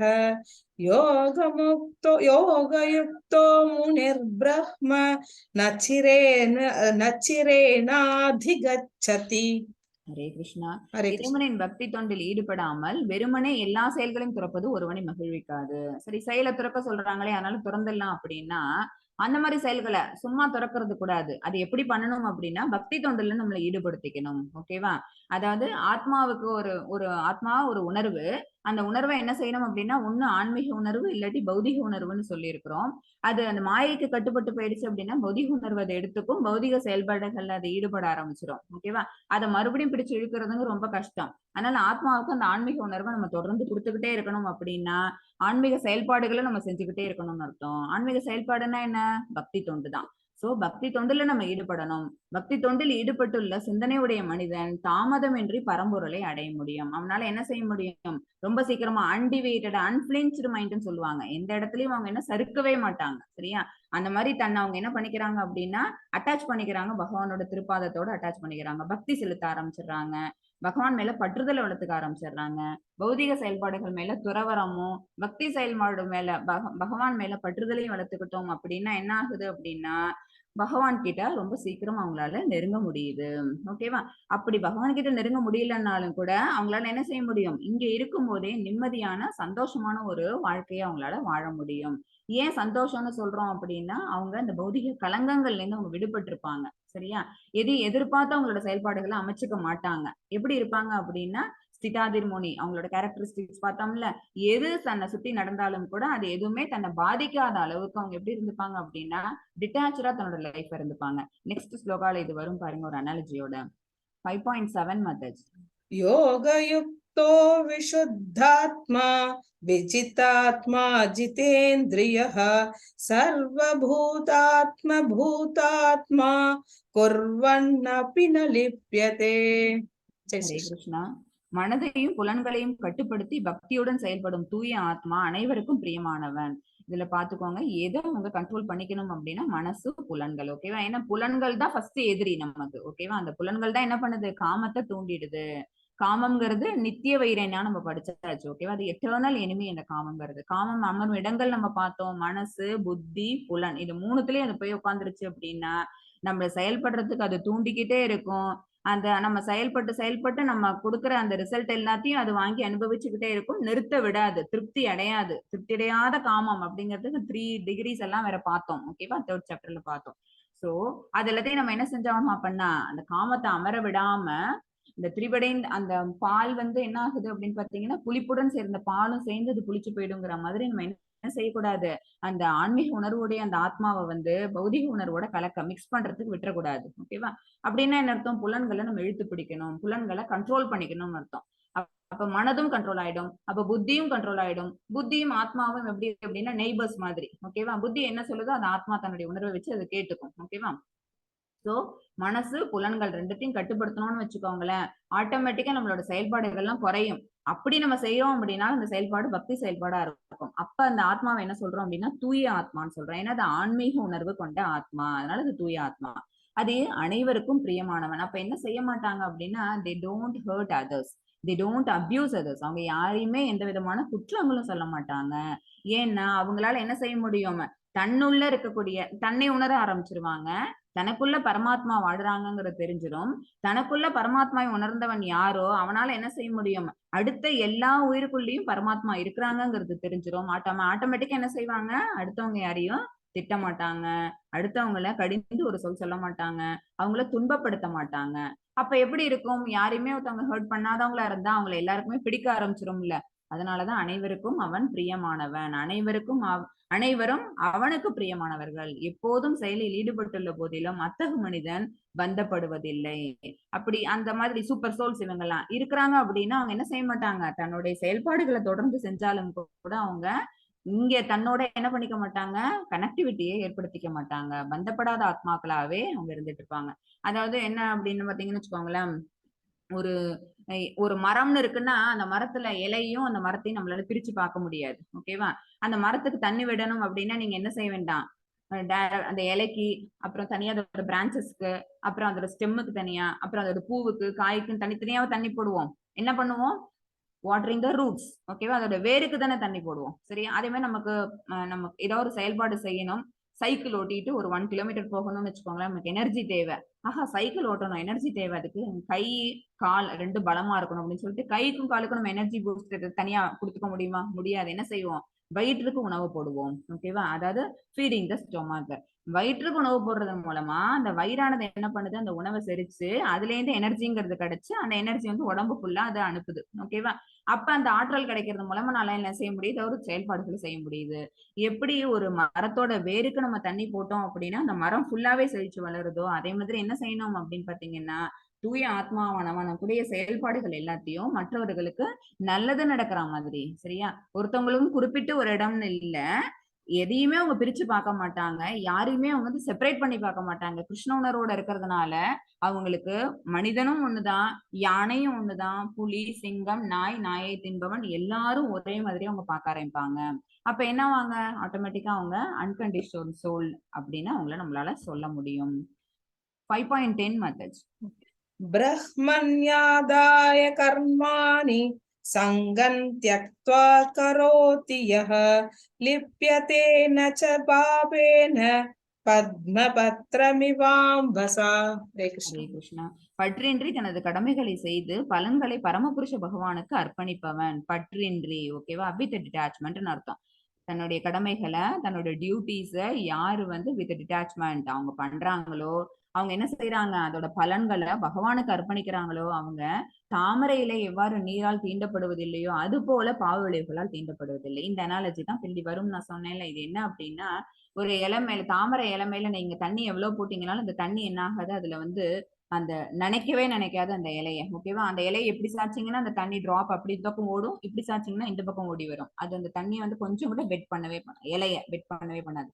அந்த மாதிரி இந்த சோல்ஸ் இருக்காங்கல்ல, அதாவது பற்றின்றி தன்னுடைய கடமையை செஞ்சு பலன்களை பகவான் கிட்ட அர்ப்பணிக்கிறவங்களும் எப்படி இருப்பாங்க அப்படின்னு பாத்தீங்கன்னா, அவங்க செய்யக்கூடிய செயல்கள்னால ஏதாவது பாவ விளைவுகள் இருந்தா அதால அவங்க என்ன ஆக மாட்டாங்க, அதுக்கு அவங்க கண்டிஷன் ஆக மாட்டாங்க. அதுதான் வந்து என்னன்னா, அவங்க கட்டுள்ள மாட்டாங்க, கட்டுப்பட்ட ஆத்மாவா மறுபடியும் ஆக மாட்டாங்க அப்படின்னு நம்ம எகெயின் அண்ட் எகெயின் பகவான் சொல்றது என்ன அர்த்தம், முழு அர்த்தம் என்ன அப்படின்னு பாத்தீங்கன்னா, அந்த விளைவு என்னவா இருந்தாலும் அதுக்கு பந்தப்பட மாட்டாங்கன்னு அர்த்தம். விளைவு தீய விளைவே வந்தாலும் கூட அந்த தீய விளைவை பகவான் பார்த்துப்பாங்க. அந்த விளைவுகளுக்கு இவங்க அப்பாற்பட்டு நிப்பாங்க. சரியா? எப்பவுமே நம்ம செய்யக்கூடிய செயல்கள் நல்ல காரியமா வந்துற போது ஏதோ ஒண்ணு ஏதோ ஒரு இடத்துல நம்மளால என்ன செஞ்சிட முடியாது. ஒரு ஒரு நம்மளையும் மீறி அன்பார்ச்சுனேட்டா சம்டைம்ஸ் வந்து தப்பான விஷயம் நடந்துருச்சுனாலும் கூட அது பகவானுக்கு அர்ப்பணிச்சுட்டு அந்த இதை நானா செய்யல, அது என்னமோ அந்த மாதிரி ஆயிடுச்சு அப்படின்னு சொல்லி கிருஷ்ணார்ப்பணம்னு சொல்லி நம்ம அர்ப்பணிச்சோம் அப்படின்னா அப்ப அதால வரக்கூடிய ஒரு பாவம் இருக்கு பாத்தீங்களா, அந்த பாவ கணக்கு நம்ம பேர்ல எழுதப்படாது. ஓகேவா? அந்த பாவ விளைவுகள் நம்மள தீண்டாது. கம்ப்ளீட் சரண்டர் பண்ணிக்கிட்டோம் நம்மள அப்படின்னா இதுக்கு அஷூரன்ஸ் பகவான் கொடுக்குறாங்க. ஓகேவா? 5.11 மெத்தட்ஸ். कायेन मनसा बुद्ध्या केवलैरिन्द्रियैरपि योगिनः कर्म कुर्वन्ति सङ्गं त्यक्त्वात्मशुद्धये. பற்றுதலை துறந்த யோகிகள் தூய்மை அடைய வேண்டும் என்ற ஒரே நோக்கத்துடன் உடல், மனம், புத்தி மற்றும் புலன்களால் கூட செயல்படுகின்றனர். ஓகேவா? பற்றுதலை துறந்த யோகிகள் அப்படின்னா என்ன அர்த்தம் அப்படின்னா அவங்க எதெல்லாம் கண்ட்ரோல் பண்ணிருக்கிறாங்க, உடல், மனம், புத்தி, புலன்கள் எல்லாத்தையும் கண்ட்ரோல் பண்ணிக்கிட்டாதான் அவங்களால என்ன செய்ய முடியும், டிட்டாச்மெண்டா இருக்க முடியும். ஓகேவா? 2 ஸ்லோகத்துக்கு முன்னாடி இதே தான் நம்ம பார்த்தோம், எகெயின் இதே தான் வருது. அப்ப அந்த ஆத்மா என்ன ஆகும் அப்படின்னா தூய்மை பெற்ற ஆத்மா. அந்த ஆத்மா உணர்வு எப்படி இருக்கும் பாத்தீங்கன்னா ஆன்மீக உணர்வோட இருக்கும்னு நம்ம பார்த்தோம். ஓகேவா? அதுதான் பகவான் இங்க மறுபடியும் சொல்றாங்க. பற்றுதலை துறந்த யோகிகள் எப்படியெல்லாம் செயல்படுறாங்க அப்படின்னா உடல், மனம், புத்தி மற்றும் புலன்களால் கூட செயல்படுகின்றனர். அவங்களுக்கு என்ன இருக்காது, அகங்காரம்ங்கிறது இருக்காது. நான் அப்படிங்கிறது இந்த உடல் இல்லைங்கிறது அவங்களுக்கு தெரிஞ்சிடும். நம்ம வச்சிட்டு இருக்கிறது எதுவுமே நம்மளோடது இல்லைங்கிறது அவங்களுக்கு தெரிஞ்சிருச்சு. ஓகேவா? நான் தான் இதுக்கு வந்து ஓனர் அப்படின்னு நம்ம ஓனர்ஷிப் எது மேலேயும் கொண்டாட மாட்டோம். யாரு சோல் ப்ரொப்ரைட்டர் அப்படிங்கிற விஷயம் உங்களுக்கு தெரியும். ஈஷாவாசிய பிரின்சிபல்னு உண்டு, ஈஷோபனிஷத்துல சொல்லுவாங்க. ஈஷாவாசிய பிரின்சிபல்னா என்ன அர்த்தம்னா எல்லாத்துக்கும் சோல் ப்ரொப்ரைட்டர் யாரு, எல்லாத்துக்கும் மூல காரணம், எல்லாத்தையும் தோற்றுவித்ததும் அவங்கதான், எல்லாத்தையும் பாதுகாக்கிறதும் அவங்கதான், அவங்கதான் எல்லாத்துக்குமான அனுபவிப்பாளர் அப்படின்னு சொல்றது யாரு அப்படின்னு பாத்தீங்கன்னா பகவான தான். நம்ம எல்லாரும் என்ன பண்றோம், கொஞ்ச நாளைக்கு நம்ம அதை வந்து பாதுகாக்கக்கூடிய ஒரு சர்வெண்டா தான் நம்ம அதை வந்திருக்கிறோம். சரியா? இந்த விஷயம் தெரிஞ்சவங்க என்ன செய்யறாங்க அப்படின்னா உடல், மனம், புத்தி மற்றும் புலன்களை கண்ட்ரோல் பண்ணணும் அவசியம் கிடையாது. அதை என்ன செய்யலாம், அப்படியே மடைமாற்றி பகவானுக்கான சேவையா அவங்க மாத்திக்கிறாங்க. அதனால செயல்படுகின்றனர் இந்த இடத்துல வருது. ஓகேவா? 5.12 மெத்தட்ஸ். युक्तः कर्म फलं त्यक्त्वा शान्तिमाप्नोति नैष्टिकीम् अयुक्तः कामकारेण फले सक्तो निबध्यते. हरे कृष्णा. பக்தியில் உறுதியாக உள்ள ஆத்மா எல்லா செயல்களின் பலனையும் எனக்கே அர்ப்பணிப்பதால் பூரண அமைதி அடைகிறான். ஓகேவா? பக்தி செயல்பாடா செய்ய ஆரம்பிச்சிருச்சு அந்த ஆத்மா, அந்த ஜீவாத்மாவோட செயல்பாடுகள் எல்லாமே வந்து டிவோஷன் சர்வீஸா இருந்தது அப்படின்னா அவன் என்ன பண்ண மாட்டான், செயல்கள் மேல பற்றுதல் இருக்காது, செயலோட பலனை அவன் விரும்ப மாட்டான், பலனை பகவானுக்கு அர்ப்பணிச்சிருவான். அதனால அவனுக்கு என்ன இருக்கும், பூரண அமைதிங்கிறது இருக்கும். இந்த ஃபார்முலா உங்களுக்கு ஈஸியா நேரம் புரிஞ்சிருக்கும். ஆனால் தெய்வீகத்துடன் இணையாதவனோ, ஆனா இந்த மாதிரி தெய்வீக சம்பந்தம் இல்லாதவன் என்ன செய்வான், தனது முயற்சியின் பலனை அனுபவிக்கும் பேராசையால் பந்தப்படுகிறான். இந்த எஃபர்ட் எல்லாம் நான் போட்டேன், இவ்வளவு பெரிய வீடு என்னால கட்டப்பட்டது, நான் தான் உழைச்சேன், சம்பாதிச்சேன், எனக்கு தான் இது சொந்தம் அப்படின்னு நினைக்கிறவன் என்ன செய்வான், சோ இந்த வீட்டை கட்டின்னு இருக்கியா, இதையே வச்சுக்கோ அப்படின்னு சொல்லிட்டு பகவான் என்ன செஞ்சிடறாங்க, நம்மள இங்கே தள்ளிடுறாங்க. நமக்கு மறுபிறவிங்கிறது என்ன ஆயிடும் அப்படின்னா மறுபடியும் இந்த வர்த்தகத்து சைக்கிள மாட்டிக்கிறோம். ஓகேவா? அப்ப எது முக்கியம் அப்படின்னா பக்தி செயல்பாடுங்கிறது முக்கியம். கர்ம சந்நியாசம், அது பேர் தான் வந்து கர்ம சந்நியாசம் அல்லது கர்ம யோகம். ரெண்டுமே ஒண்ணுதான். ரெண்டுத்துல எது பெஸ்ட் அப்படின்னா கர்ம யோகம் best with Krishna consciousness. 5.13 methods. सर्वकर्माणि मनसा सन्न्यस्यास्ते सुखं वसि नवद्वारे पुरे देहि नैव कुर्वन्न कारयन्. हरे कृष्णा. ஹரே கிருஷ்ணா. நவத்வாரே அப்படின்னா 9 வாயில்களை கொண்ட உடல் அர்த்தம். நம்மளோட உடம்புல வந்து மொத்தம் எத்தனை இருக்கும்னு 9 கேட்ஸ் இருக்கும் நம்மளோட உடல்கள். இரு கண்கள், இரு காதுகள், அப்புறம் மூக்கு, வாய், அப்புறம் நம்மளோட ஜெனைட்டல்ஸ், அப்புறம் நம்மளோட ரீப்ரொடக்டிவ் சிஸ்டம். ஓகேவா? இந்த 9 வாயில்கள் வழியாவும் தான் என்ன ஆகுது அப்படின்னு பாத்தீங்கன்னா இந்த ஆத்மாவானது வெளியில போறதுக்கான வாய்ப்பு இருக்கு. சரியா? அந்த உடலை விடும்போது ஒரு ஆத்மா எது வழியா வெளியில போகும் அப்படின்னா இந்த 9 கேட்ஸ்ல ஏதோ ஒரு வழியா.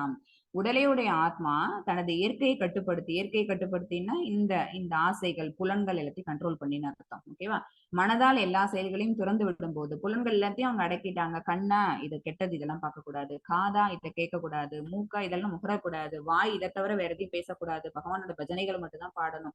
அந்த மாதிரி நம்ம என்ன செய்யறோம், எல்லாத்தையும் நம்ம கண்ட்ரோல் பண்ணிக்கிட்டு எல்லாத்தையும் ஒரு ஸ்ட்ரீம் லைனுக்கு கொண்டு வரோம். பக்தி செயல்பாடு மட்டும்தான் இந்த உடலால செய்யணும் அப்படின்னு கொண்டு வர்றதுதான் என்னன்னா இயற்கை கட்டுப்படுத்துறதுன்னு அர்த்தம். ஓகேவா? அப்ப என்ன ஆகுது, மனதால் எல்லா செயல்களையும் துறந்து விடும் போது மத்த எல்லா செயலையும் அவங்க வந்து பௌதிக செயல்கள் எல்லாத்தையும் மனசளவுல திறந்துடுறாங்க. அப்புறம் செய்யக்கூடிய செயல்பாடும் பக்தி செயல்பாடையும் பகவானுக்காக அர்ப்பணிச்சிடுறாங்க. அப்படி இருந்தாங்கன்னா செய்யாமலும் செயலுக்கு காரணமாகாமலும் 9 கதவுகள் கொண்ட நகரில் இன்பமாக வசிக்கின்றான். இந்த பாடி என்னன்னு சொல்றாங்க அப்படின்னா 9 கதவுகள் கொண்ட நகரம்னு. இந்த பௌதிக உடலுக்கு பேர் என்ன அப்படின்னா 9 கேட்ஸ். இந்த 9 கேட்ஸ் எங்க இருக்குன்னா இட் பிலாங்ஸ் டு அவர் பாடி. இது ஒரு பெரிய மாளிகை. இந்த மாளிகையில மொத்தம் 9 வாயில்கள் இருக்குது. இந்த 9 வாயில்கள் உள்ள அந்த மாளிகைங்கிறது எங்க இருக்கு அப்படின்னு பாத்தீங்கன்னா இது துக்காலயம், இந்த மிசைரி, இந்த மெட்டீரியல் வேர்ல்டுல தான் இருக்குது. ஆனாலும் கூட இங்க இன்பமா வசிக்கிறதுக்கு காரணம் என்ன அப்படின்னா இந்த உடல் மூலமா இந்த புலன்கள் எல்லாம் யூஸ் பண்ணி தான் அவன் தன்னுடைய காரியங்களை செய்யறான். ஆனா எப்படி செய்யறான், இயற்கையை கட்டுப்படுத்தி மனதால் அவனுடைய பற்றுதல் எல்லாத்தையும் விடுறது மூலமா அதை செய்யாத மாதிரி இருக்குது. செய்யாமலும் செயலுக்கு காரணமாகாமலும் இதை நான் தான் செஞ்சேன் அப்படிங்கிற அந்த அகங்காரத்தை அவன் விட்டுறான். சோ அகங்காரம் இல்லைங்கிறதுனால அவனுக்கு என்ன ஆயிடுது அப்படின்னு பாத்தீங்கன்னா இன்பமா வசிக்கக்கூடிய இந்த வாய்ப்புங்கிறது கிடைக்குது. அப்படி இல்லைன்னா நம்ம இன்பம் நினைச்சுக்கிட்டு இந்த டெம்பரரியான இந்த சந்தோஷத்தை ஏங்கிட்டு நம்ம என்ன செய்யறோம், மறுபடியும் இதே பௌதிக உடல் எடுக்கிறதுக்காக இங்கே வந்து மாட்டிக்கிறோம். சரியா? இல்ல இது வந்து என்ன அப்படின்னு பாத்தீங்கன்னா அசாஸ்வதம், துக்காலயம், இது அசாஸ்வதம் அப்படிங்கறது உண்மை புரிஞ்சிருச்சுன்னு வச்சுக்கோங்களேன். இதுதான் ஃபர்ஸ்டே சொல்லியாச்சு. 7th ஸ்லோகாலே சொன்னோம் ஜீவன் முக்த ஸ்டேஜ். ஜீவன் முக்தன்னா என்ன அர்த்தம், பௌதிக உலகத்துல உயிர் வாழும் போதே கூட அவங்களால என்ன செய்ய முடியும், முக்தி பெற்ற ஆத்மாக்களா இருக்க முடியும் சொன்னோமா. இந்த முக்தி பெற்ற ஆத்மா எப்படி இருப்பாங்க அப்படின்னா இந்த பௌதிக உடலை தெரிச்சிருக்கும் போது கூட இன்பமாக வசிப்பான். உயிர்வாழியின் உடலில் 9 வாயில்கள் நம்ம இப்பதான் பார்த்தோம் என்னென்னு. 5.16 மெத்தட்ஸ்.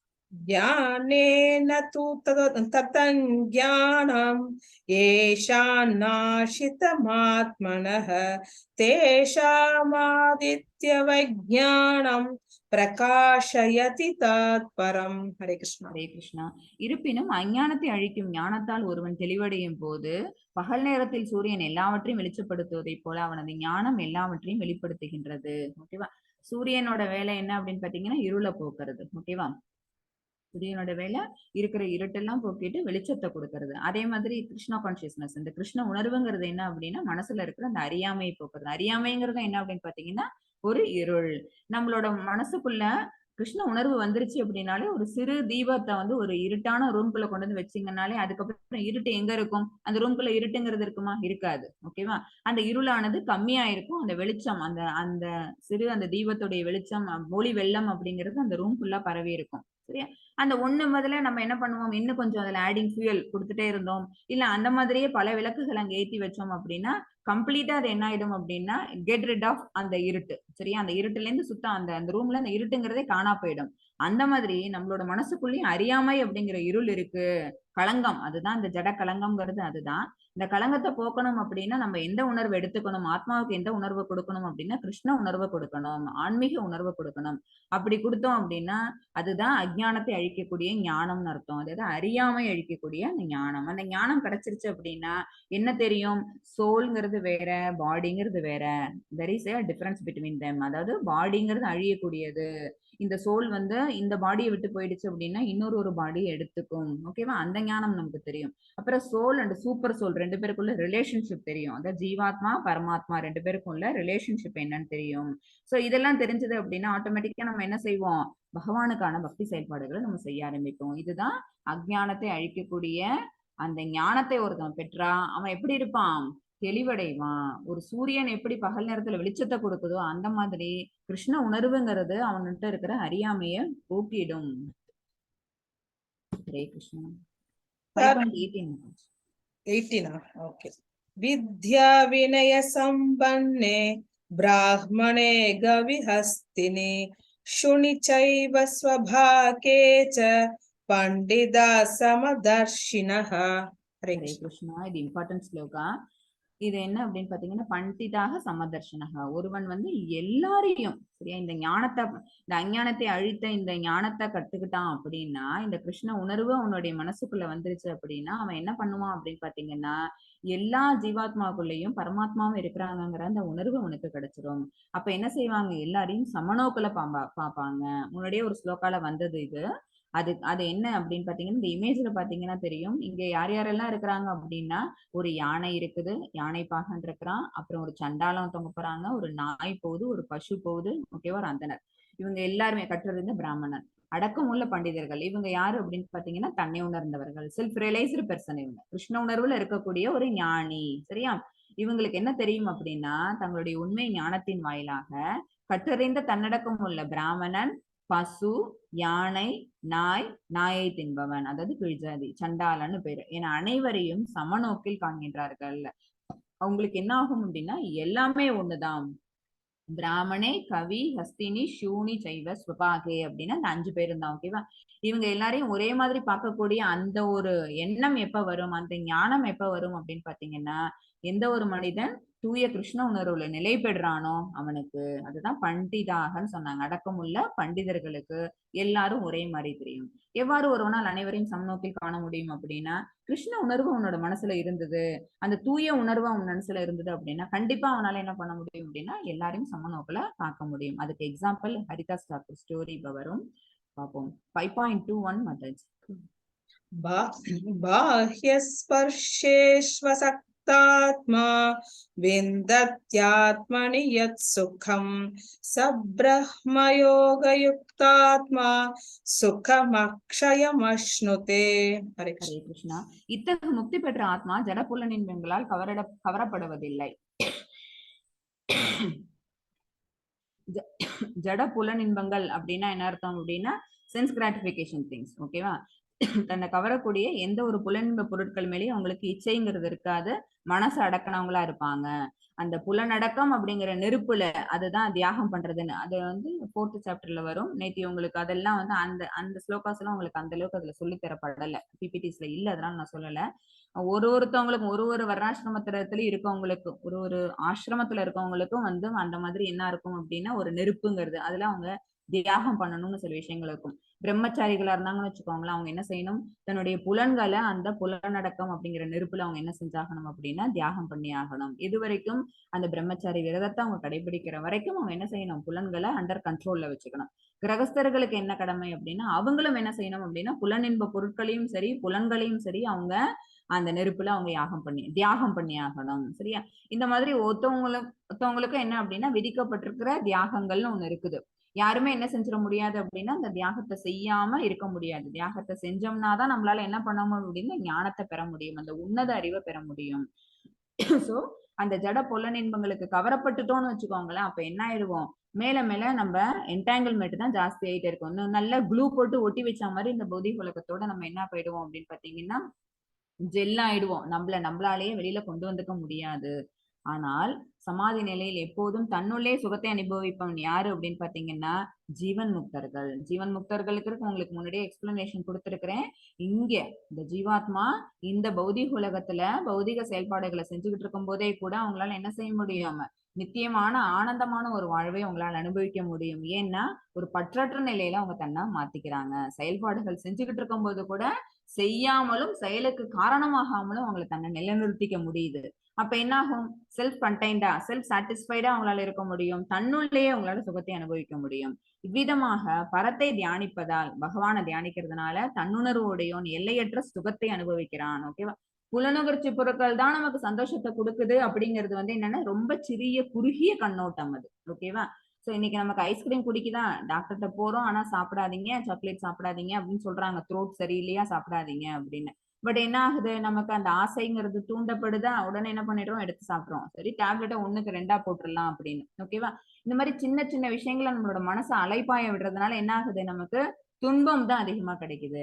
அந்த இடத்துல அந்த மனசை நம்ம கண்ட்ரோல் பண்ணிட்டோம்னு வச்சுக்கோங்களேன், அந்த நாவுக்கு அந்த இச்சையை கொடுக்கறது வந்து அச்சாச்சு அதை செய்யக்கூடாது, டாக்டர் சொல்லியிருக்கிறாங்க அப்படின்னு நம்ம கண்ட்ரோல் பண்ணிக்க ஆரம்பிச்சோம் அப்படின்னா, அதுதான் என்னன்னா புலன் அடக்கம்னு. ஓகேவா? அப்ப என்ன ஆக மாட்டோம் நம்ம, அந்த புலனின்ப பொருட்கள் மேல இருக்கிற கவர்ச்சிங்கிறத நம்ம குறைச்சிப்போம். சரியா? இந்த இமேஜ்ல இருக்கிறவங்க தான் வந்து ஹரிதாஸ் தாக்கூர். அவங்க வந்து இயல்புல வந்து அவங்க பிறப்பால அவங்க முஸ்லீம். அதுக்கப்புறம் அவங்க என்ன செஞ்சாங்க அப்படின்னா சைத்தன்ய மகாபிரபுவோட வழிகாட்டுதல் எல்லாம் பார்த்துட்டு ஹரிநாம சங்கீர்த்தனத்தோட அந்த ஒரு விசேஷத்தை உணர்ந்துட்டு அவங்க என்ன ஆயிட்டாங்க அப்படின்னா இந்த ஹிந்துவா தன்னை கன்வெர்ட் பண்ணிக்கிட்டாங்க. கன்வெர்ட் பண்ணிட்டு அவங்க வந்து டெய்லி வந்து 3 lakhs டைம்ஸ் 3 லட்சம் முறை ஹரிநாமத்தை அவங்க வந்து டெய்லி ஜபம் பண்ணுவாங்க தன்னோட மாலையில. நான் இந்த கதை உங்களுக்கு முன்னாடி சொல்லியிருக்கிறேன். ஒரு ஒரு ப்ராஸ்டியூட் அவங்க வந்து டெய்லி என்ன செய்வாங்க, அவங்களை அப்ரோச் பண்ணிட்டே இருப்பாங்க.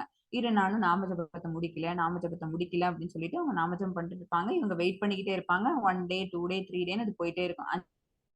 6வது நாள் என்ன செய்யறாங்க, அந்த பெண்ணும் என்ன ஆயிறாங்க, பக்கத்திலே உட்காந்துட்டு ஹரிநாம சங்கீர்த்தனம் பண்ண ஆரம்பிச்சிடுறாங்க.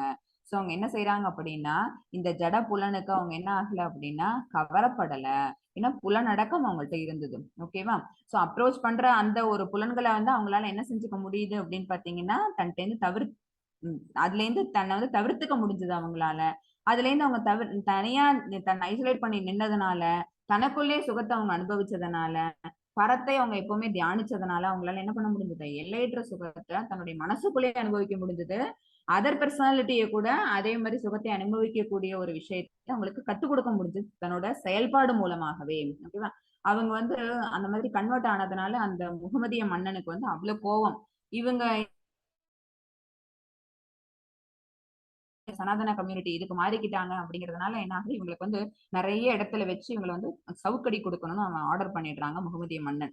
ஒரு 7-8 இடத்துல மார்க்கெட் பிளேசஸ்ல வச்சு பொதுமக்களுக்கு நடுவுல வச்சு இவருக்கு வந்து சவுக்கடி கொடுக்கணும். ஏன்னா பொதுமக்களுக்கு அப்பதான் வந்து என்ன வரும், பயம் வரும். ஆக இன்னொருத்தர் இந்த மாதிரி ரிலிஜன் வந்து கன்வெர்ட் ஆயிடக்கூடாது அப்படிங்கிற ஒரு பயம் வரும் அப்படிங்கிறதுக்காக இவருக்கு அதே மாதிரி அவரு சொன்ன அந்த பனிஷ்மெண்ட்டை வந்து இங்க நிறைவேற்றுறதுக்காக என்ன பண்றாங்க அப்படின்னா, ஒரு இடமா இவரை இழுத்துட்டு போயிட்டு வச்சு எல்லாரும் என்ன பண்றாங்க, சவுக்கடி கொடுக்குறாங்க. பொதுமக்கள் யாருமே வந்து அவரை காப்பாத்துறதுக்கு வரல. என்ன பயம், முகமதியன் மேல அந்த ராஜா மேல பயம். அதனால யாருமே இவரை வந்து சேவ் பண்ணதுக்கு வரல. இவங்க மட்டும் சைத்தன்ய மகாபிரபு வந்து இது தெரிஞ்சிருது அவங்களுக்கு. ஆகா, தன்னுடைய பக்தனானவன் என்ன ஆகுறான் அப்படின்னா இந்த மாதிரி அடிபடுறான் அப்படிங்கிறது அவங்களுக்கு தெரிஞ்சிருது. சைத்தன்ய மகாபிரபு யாரு அப்படின்னா பகவானோட இன்கார்னேஷன் சொல்லியிருக்கிறோம். ஓகேவா?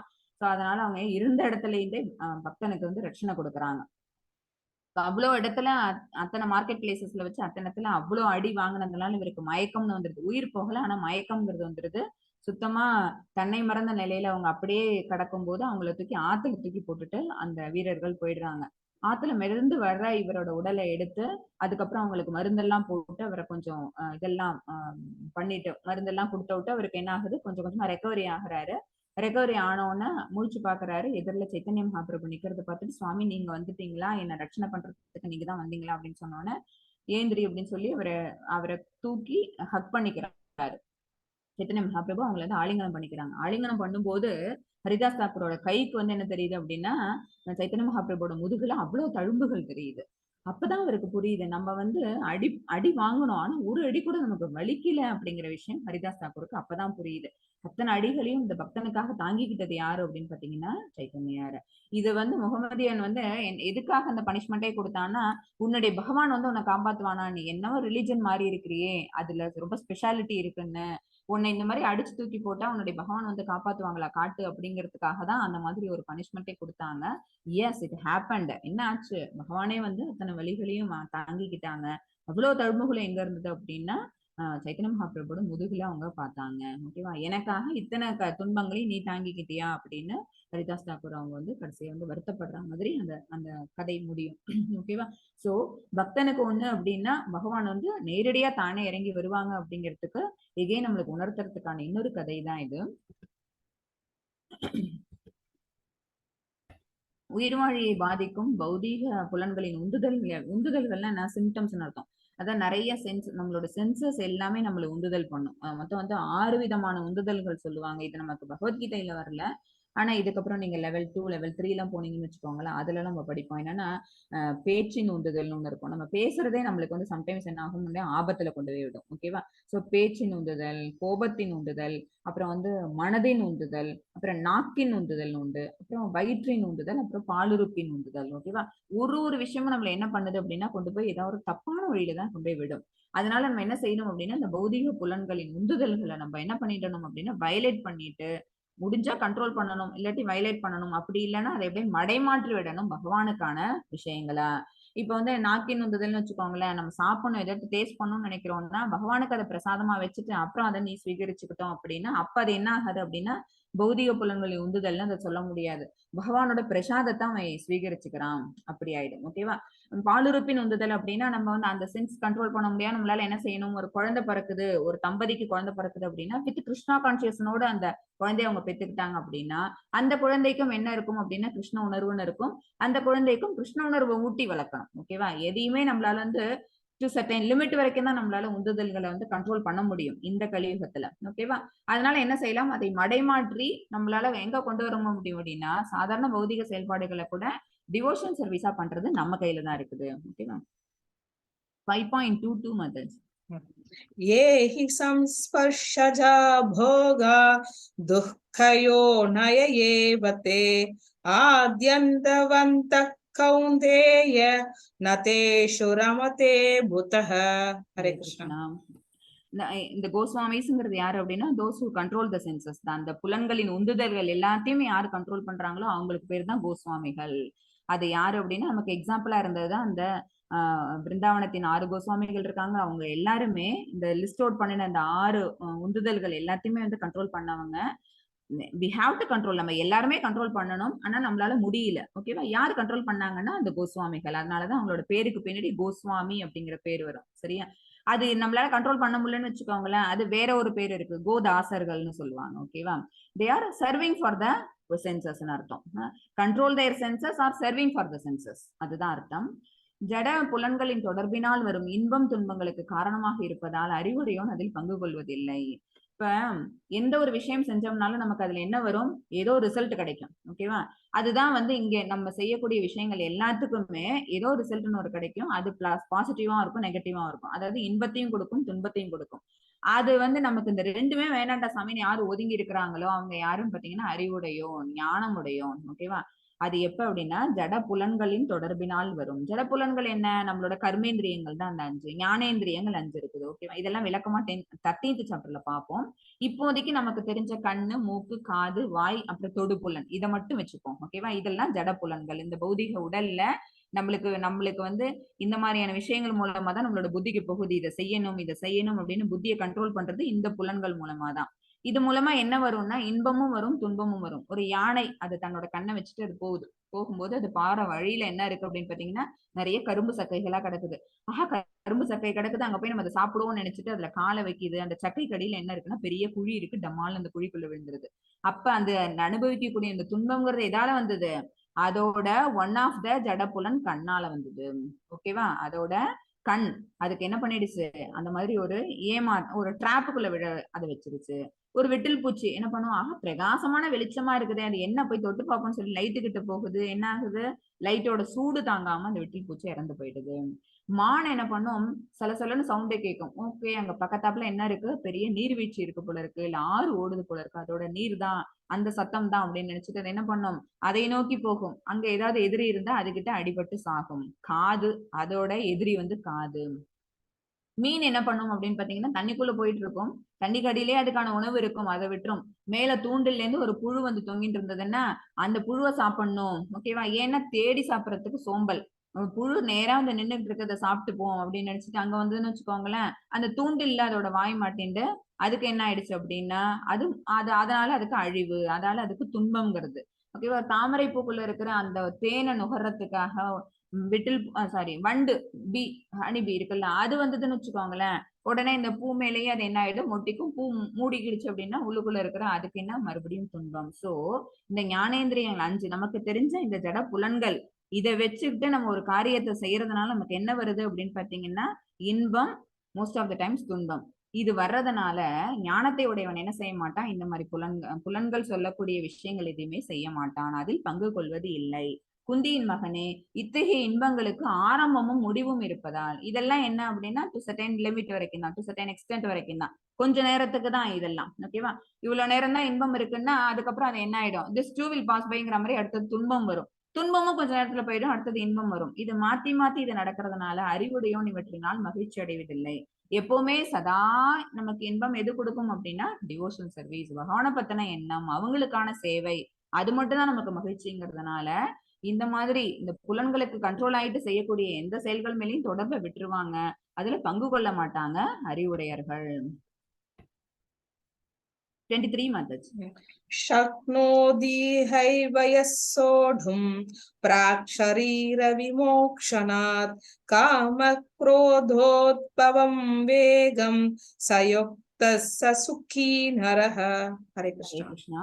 ஒருவனால் தனது தற்போதைய உடலை நீக்கும் முன்பு ஜடப்புலன்களின் உந்துதல்களை பொறுத்து கொண்டு காமத்தையும் கோபத்தையும் கட்டுப்படுத்த முடிந்தால் அவன் நன்கு நிலை பெற்றவன் ஆவான்.